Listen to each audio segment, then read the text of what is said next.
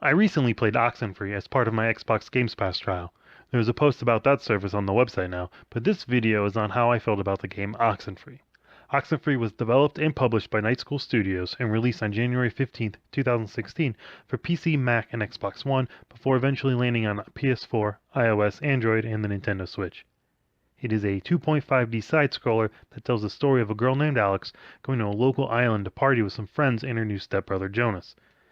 Fewer people than expected show up to the party, so the teens decide to be creative on how they entertain themselves. When you know it, they do something that unleashes a supernatural menace on the island. Those silly kids. Now you must take control of Alex and stop the menace and save your friends. Or you can...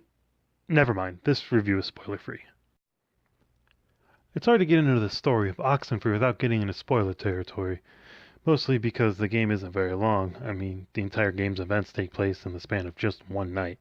But at least it has multiple endings, which encourages the player to go back and play through the whole thing multiple times, because there are no save slots, which prevents the player from saving at convenient moments then going back and reloading. There are also some collectibles to gather up along the way, which rewards exploration and doesn't only pad playtime, but they also give the player more information about what's going on, because it is a mystery the characters are trying to solve. Suffice it to say, this is something you'd expect out of Stranger Things, the high school years, only not drenched in 80s nostalgia.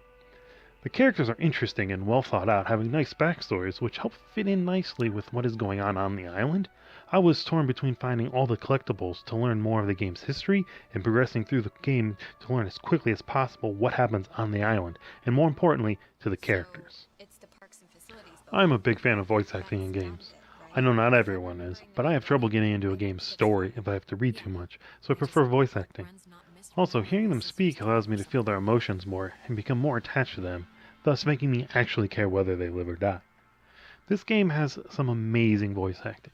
It helps that the written dialogue is realistic sounding, well, as realistic sounding as you can get in a game where you're thwarting a supernatural disaster, and the lines are delivered fluidly with the right amount of charm or guile or panic that the situation calls for.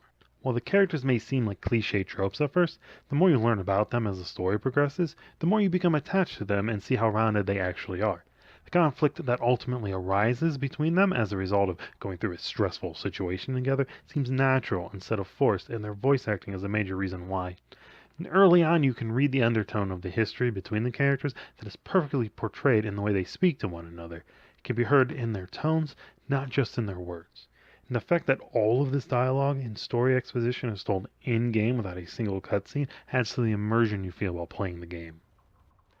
The game has a lot of dialogue options for the player to choose from, but unlike in most games where the characters are stationary while having a conversation, usually because it's a non-interactive cutscene, Oxenfree allows you to move and explore while conversing. The only negative to this is if you don't move while talking, like I did before I realized I was able to walk and talk, it makes the game slow down as afterwards you traverse a linear pathway with nothing going on and no sprint mechanic to speed things up. This is one of the few things that slows the otherwise well-paced game.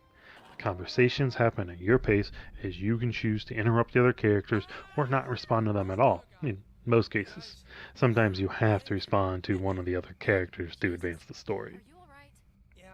The sound in general is well done in this game, whether it's the aforementioned voice acting, or the score to the in-game music, or simply the turning of a radio dial. The sound makes this game quite the experience. It can be haunting, it can be intense, it helps sell the experience better than anything else in the game, especially when you look at the graphics. They aren't bad by any stretch of the imagination, but when everything else is so fluid and natural, the unrealistic character designs, as charming as they are, kind of break up the game's immersion. I understand it was developed by an indie studio and not a AAA developer, so I don't expect top-of-the-line graphics, and I know the style they went for is better than cheaply done realistic-looking ones, but I feel it would have been more immersive if the game had had realistic graphics. Maybe I'm just a graphics whore. The backgrounds, while pretty, aren't very detailed, which is highlighted by the fact that developers made sure to put little circles above the objects that the player can interact with. Those dots take away some of the game challenge by basically being a neon sign that says, check this thing out over here, and they make the easy puzzles almost a joke to deal with. But this game isn't about challenging puzzles or interesting gameplay mechanics. I mean, did I mention there isn't even a sprint mechanic?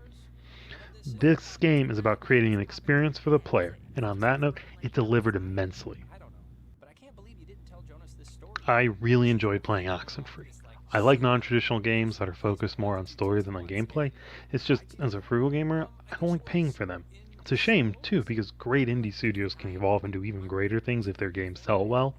While I like the game, I'm not sure if I'd drop 20 bucks on it, especially with all the classics getting re-releases out there that look almost as good as this one and have quality stories as well, but come with more hours of playtime and a lower price tag, usually one that's less than $15. The good news is, not only is this available free on Xbox Games Pass, but it gets put on sale a lot too. If traditional games with realistic graphics and 30 plus hours of playtime are your thing, go ahead and give this game a pass. But if non-traditional story-driven games are your thing, or you have any interest in checking some out, then you should definitely pick this game up. But you can wait till it goes on sale. Alright, that's my review on Oxenfree. Please like and subscribe to stay up to date and help the channel grow. Thank you all for watching, and as always, have a great rest of your day.